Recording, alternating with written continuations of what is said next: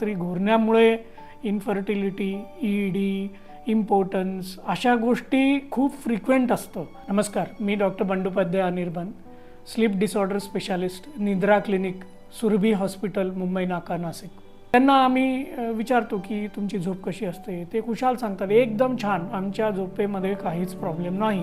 पण जेव्हा आम्ही पार्टनरची इंटरव्ह्यू घेतो ते सांगतात की हो, आमचे जे हजबंड आहेत ही स्नोर्स ट्रिमेंडसली ॲट नाईट. तर स्नोरिंग म्हणजे रात्री घोरण्यामुळे इन्फर्टिलिटी, ईडी, इम्पोर्टन्स अशा गोष्टी खूप फ्रिक्वेंट असतं. आणि इन्फर्टिलिटीच्या ट्रीटमेंटमध्ये खूप खर्च असतो. तर याच्यातला एक मोडॅलिटी म्हणजे रात्रीतनं स्नोरिंग. त्याच्यावरती जर का आपण काही सोल्युशन करू शकलो तर त्याचा अतिशय छान रिझल्ट्स आहे.